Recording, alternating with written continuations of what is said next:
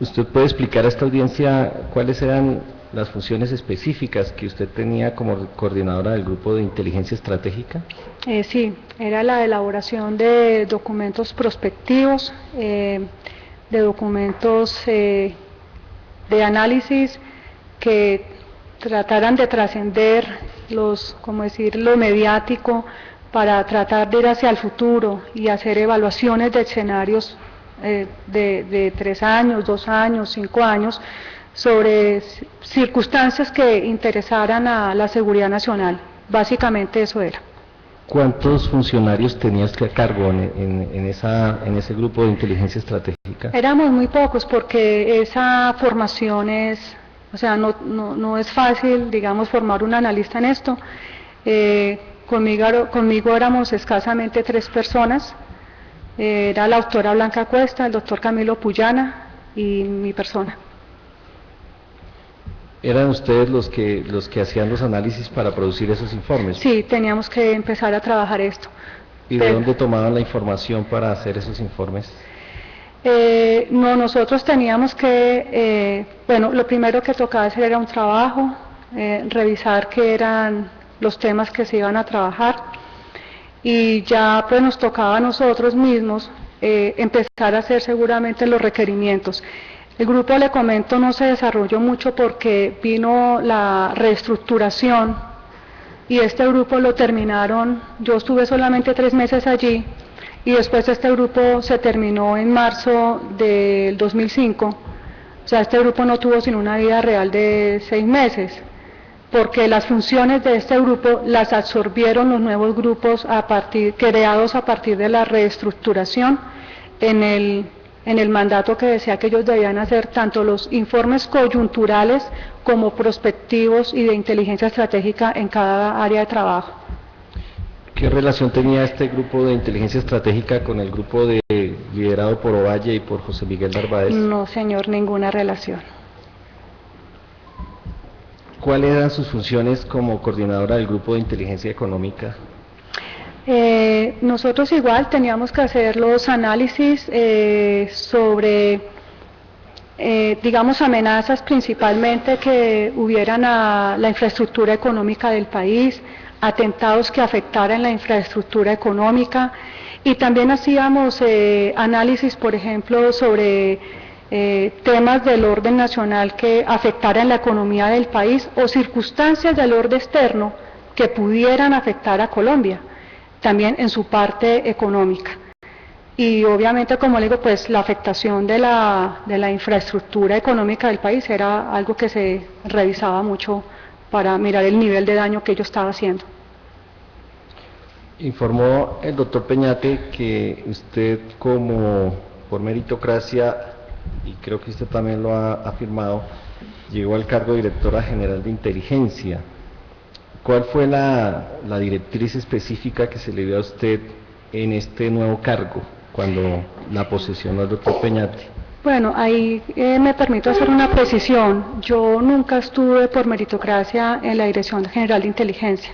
Sí me presenté, pero no cumplí el puntaje requerido para ocupar este cargo. Entonces, sí, señor, eso sí lo participé por meritocracia. ¿Y ahí cuáles eran las funciones asignadas?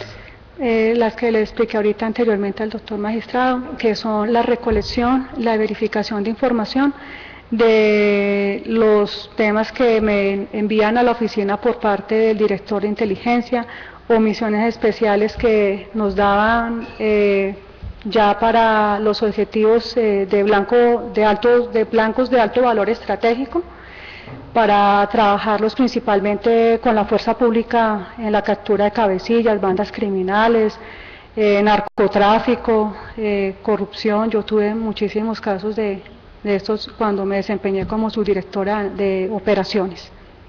En ese cargo de subdirectora de operaciones de inteligencia, ¿cuántas personas tenía usted a cargo para las actividades de verificación a que ha hecho referencia? Ahí estábamos, pues tenía, ¿cuántas personas?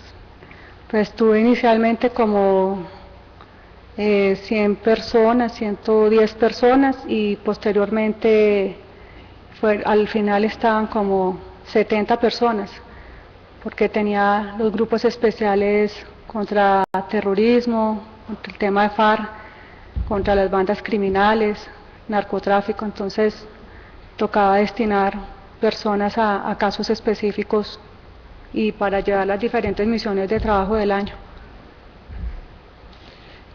¿Esas misiones de trabajo implicaban actividades de campo, de inteligencia, de investigación en campo?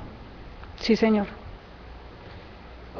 ¿Ustedes utilizaban allí oficinas de fachada o casas de fachada en este sistema de operaciones? Sí. ¿Usted recuerda cuántas utilizó en Bogotá o cuántas tenía el DAS en Bogotá? ¿El DAS?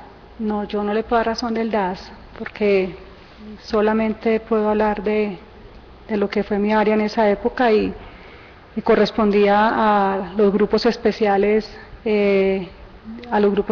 contra terrorismo. Es decir, en la subdirección de operaciones de inteligencia hubo unas casas de fachada para actividades contra el terrorismo. Sí.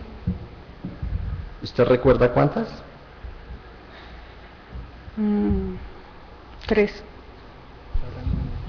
Pero no sé, discúlpeme la relación, porque es que yo soy subdirectora de operaciones, es en la época del doctor Peñate, no el doctor Noguera. Entonces, pues, con todo respeto, no me está llevando en un tiempo del 2006 al 2009 y ahí sí, pues, no encuentro. Está bien la aclaración, para efectos del interrogatorio, entonces cambio. Cuando usted estuvo en el DASO, ¿conoció de la operación Ciclón? ¿Tuvo alguna noticia sobre la operación Ciclón? No, no, señor, eso no estuvo a mi cargo. ¿Conoció de la operación Oterlú? No.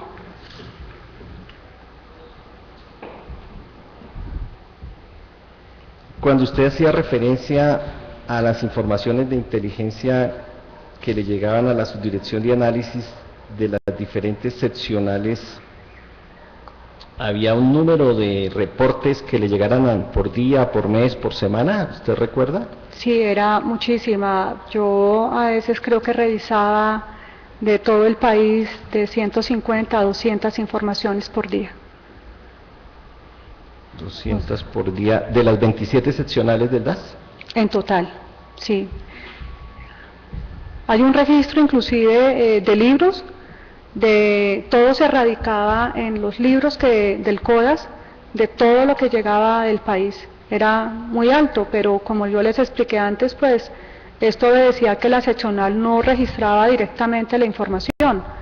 Era una labor que ellos nos ponían a hacer a nosotros porque no tenían activado un módulo de inclusión de información que en la actualidad ya sí lo tienen. ¿Era con esa información que usted elaboraba los boletines de orden público? Sí, sí, señor. ¿Era usted la que los elaboraba? No, yo no, los analistas. O sea, la información se traía, en esa información que llegaba todos los días, esos reportes, la procesaban los analistas. Sí. Y usted coordinaba la elaboración de esos informes de orden público. Sí, o sea, sí, señor. Cuando estuvo a mi cargo, sí. ¿Y esos informes de orden público qué periodicidad tenían? Diarios. ¿Había informes diarios? Sí, era el informe de las proyecciones a diarios del orden público nacional. Todos los días se tenía que emitir. Y había un compilado semanal.